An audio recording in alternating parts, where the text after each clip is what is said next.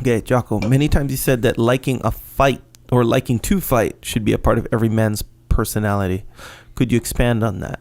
I've always been interested in martial arts, but I've always been reluctant to fight, and I would do anything not to. Does that make me less of a man? So obviously this is a pretty fitting question for the situation. Yeah. So this is obviously a good question and a fitting question, talking about being a man. I don't know if I said liking to fight should be a part of every man's personality, or if I said that it is part of every man's personality. And I think I said is part of their personality. And if I said that, what I think I should have said is most, right? Most men have in their personality some level of interest of fighting, right? We wrestle, we box, we scrap as kids. Look at the UFC, right? Why is the UFC so popular right now? Because it's fighting. And we have that. I read the other day, that's a $7 billion organization. There's a lot of people watching those fights. Mm-hmm. A lot of people want to watch those fights. We have boxing, we have wrestling, we have Jiu Jitsu, we have judo, we have Muay Thai. We got all kinds of martial arts schools. So while I don't think the desire to fight is inherent in all men, right? I'm sure there's men out there that are not into it at all, but I think it's definitely a pretty strong part of many men. Now, for this individual particular, do I think that being reluctant to fight makes you less of a man? No, actually, I think it's fine. You should be reluctant to fight. I think everyone should be reluctant to fight. There's a lot of bad things that can happen in a fight. A lot of bad things. You know, first of all, you can get hurt, right? That's bad. Mm-hmm. You can get seriously hurt. You can get killed. You can get killed. You can get punched one time, fall down, hit a curb, and die. Mm-hmm. You can think you're going to get in a fair fight with someone. They can stab you in the neck and kill you, right? These things can happen. Even if it's not that bad, you can hurt someone else. Now you're getting lawsuit. Now you're getting put in prison, right? Mm-hmm. So there's all kinds of bad things. So being reluctant to fight is actually a good thing, and it's something that men should have.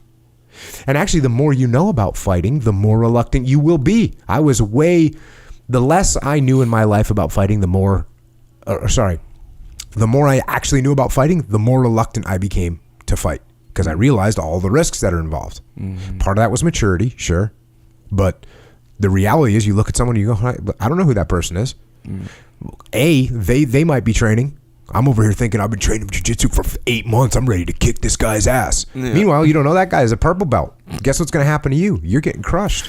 Yeah. Or that guy wrestled in high school and he's about to double leg you and slam you on a curb. Yeah. You're going to die.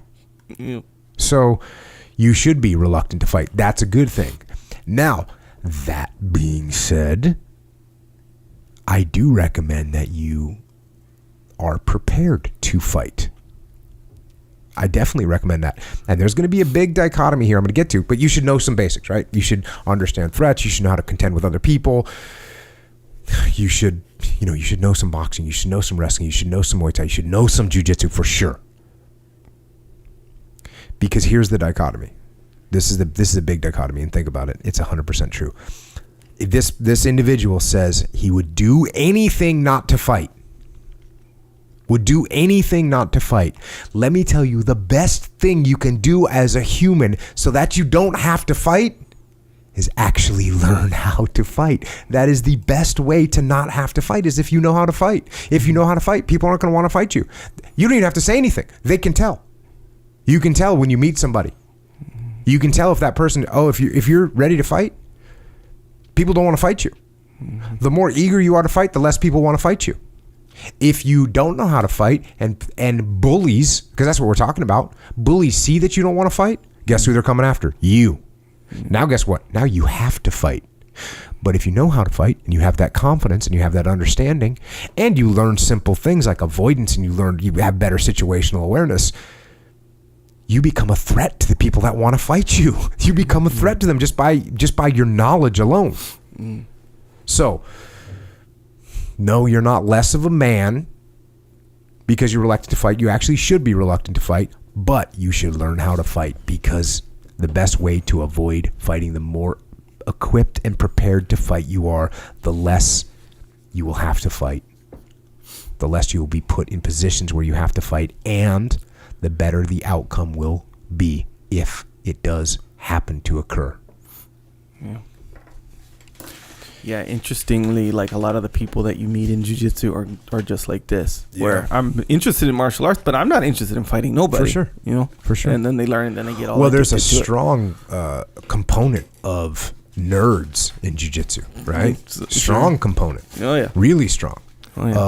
Of people. I'm saying it jokingly, but there's just a studious type people. Yeah, studious type people that aren't super physical. They're more cerebral than they are physical. Yeah. There's a ton of people like that. And you know what they'll do? Choke you out. Yeah, they wind up being real good. Yeah, they wind up being real good because they're like, oh, I understand this.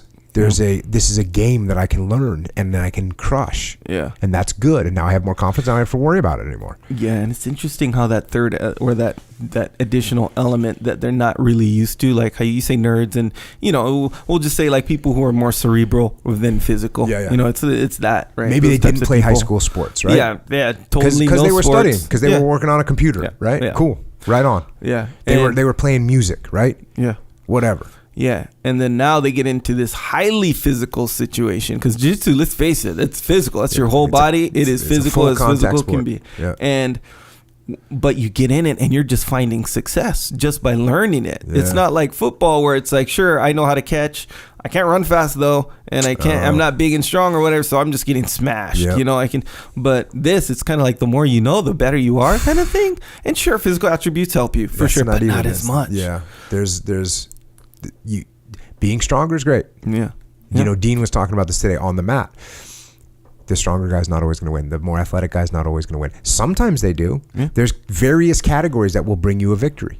Yeah. One of the strongest categories that you can have, the strongest category is your technique. Is knowing what to do. Knowing what to do. So you're smart people, you're cerebral people that come in and go, oh, I can apply this knowledge the same way I apply my skills in accounting. Yeah. James Nielsen, world's toughest accountant, right? He's an accountant. He's a badass. Yes. So that's just the reality. And that's why. So now that's why people get addicted too, because it's like this element of physicality, like a physical fighting sport, by the way, combat sport. Yeah. And now they're in it and they're good at it. They're good at something physical for the first time, and they're still smart as smart can be, like they always were. So now they got that additional like payoff, that's why they get addicted. Additional power. Yeah. I recognize that with kids that come to jiu-jitsu.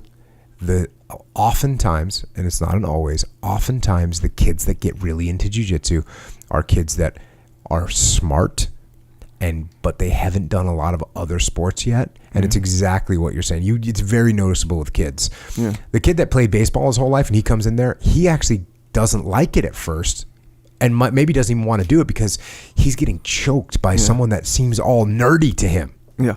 And he knows I could throw a baseball farther than this guy. Yeah. And so it makes him mad and he doesn't want to train. Yeah. But oftentimes it's the kids that come in that really haven't done too much athletically and they got picked on. I've had a lot of bullies come to my jiu-jitsu kids program. The reason they're there is because they got bullied. And once they start training, 6 months, they're not getting bullied anymore. Yeah. And a year later, they're a different person. Yeah. They're a different kid. Yeah. Confident, assured of themselves, not backing down, not being jerks, not being bullies themselves, but just confident. Yeah. So, yeah.